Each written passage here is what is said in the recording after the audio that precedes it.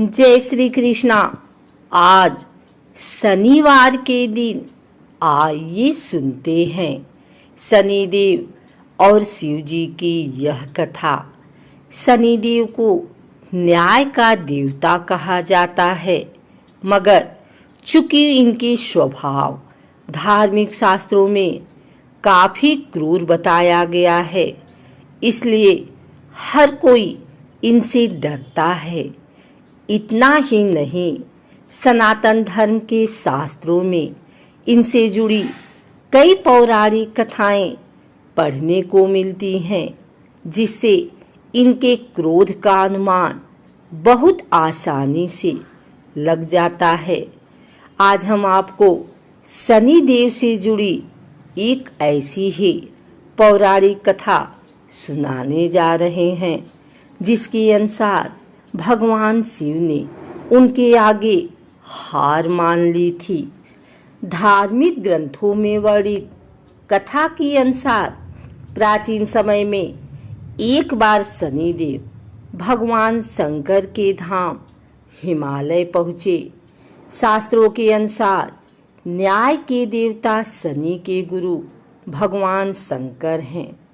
अपने गुरु को प्रणाम करके, हे भगवान शिव, कल मैं आपकी राशि में आने वाला हूँ, अर्थात मेरी दृष्टि कल आप पर पड़ने वाली है।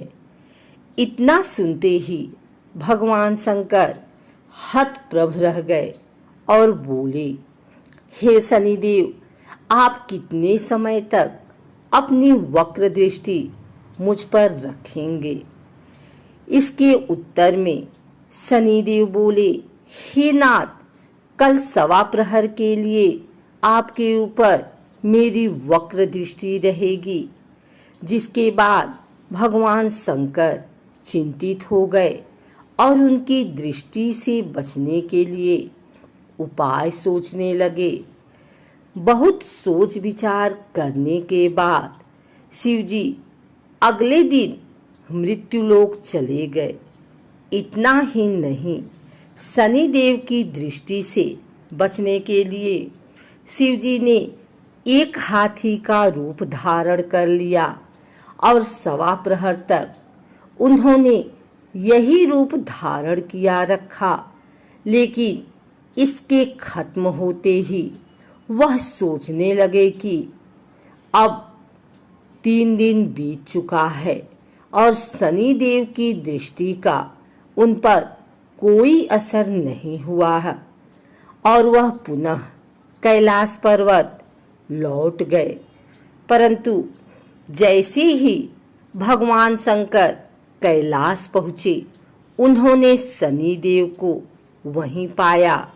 शनिदेव ने हाथ जोड़कर अपने गुरु भगवान शंकर को प्रणाम किया।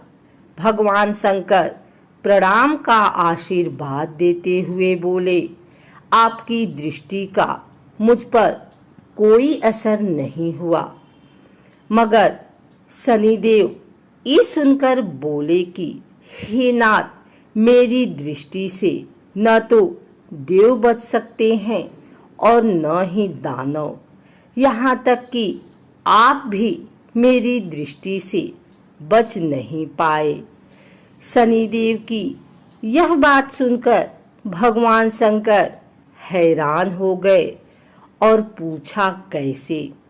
तब शनिदेव ने कहा, मेरी ही दृष्टि के कारण आपको सवा प्रहर के लिए देव योनि छोड़ पशु योनि जाना पड़ा, जिसका मतलब आप मेरी वक्र दृष्टि के पात्र बन गए। भगवान शंकर अपने शिष्य शनिदेव की न्याय प्रियता को देखकर प्रसन्न हो गए और शनिदेव को हृदय से लगाया और आशीर्वाद दिया। एक और कथा के अनुसार कश्यप मुनि के वंशज भगवान सूर्य नारायण की पत्नी सवर्णा या छाया की कठोर तपस्या से ज्येष्ठ मास की अमावस्या को शनि का जन्म हुआ। माता ने शंकर जी की कठोर तपस्या की तेज गर्मी व धूप के कारण माता के गर्भ में स्थित शनि का वर्ण काला हो गया, पर इस तप ने बालक शनि को अद्भुत व अपार शक्ति से युक्त कर दिया। एक बार जब भगवान सूर्य पत्नी छाया से मिलने गए, तब शनि ने उनके तेज के कारण अपने नेत्र बंद कर लिए। सूर्य ने अपनी दिव्य दृष्टि से इसे देखा व पाया कि उनका पुत्र तो काला है, जो उनका नहीं हो सकता। सूर्य ने छाया से अपना यह संदेह व्यक्त भी कर दिया। इस कारण शनि के मन में अपने पिता के प्रति शत्रुवत भाव पैदा हो गए। शनि के जन्म के बाद पिता ने कभी उनके साथ पुत्रवत प्रेम प्रदर्शित नहीं किया। इस पर शनि ने भगवान शिव की कठोर तपस्या कर उन्हें प्रसन्न किया।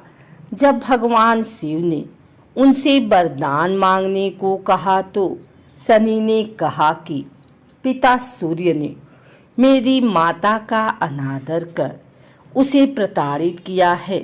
मेरी माता हमेशा अपमानित व पराजित होती रही, इसलिए आप मुझे सूर्य से अधिक शक्तिशाली व पूज्य होने का वरदान दें। तब भगवान आशुतोष ने वर दिया कि तुम 9 ग्रहों में श्रेष्ठ स्थान पाने के साथ ही सर्वोच्च न्यायाधीश व दंडाधिकारी बनोगे। साधारण मानव तो क्या, देवता, असुर, सिद्ध, विद्याधर, गंधर्व व नाग सभी तुम्हारे नाम से भयभीत होंगे। कथनानुसार लंकापति रावण ने अपनी अपार शक्ति से न केवल देवताओं का राज्य छीन लिया, बल्कि उसने सभी ग्रहों को भी कैद कर लिया था। जब मेघनाद का जन्म होने वाला था, तब रावण ने सभी ग्रहों को उनकी उच्च राशि में स्थापित होने का आदेश दिया। उसके भय से ग्रस्त ग्रहों को भविष्य में घटने वाली घटनाओं को लेकर बड़ी चिंता सताने लगी। पर मेघनाद के जन्म के ठीक पहले शनिदेव ने अपने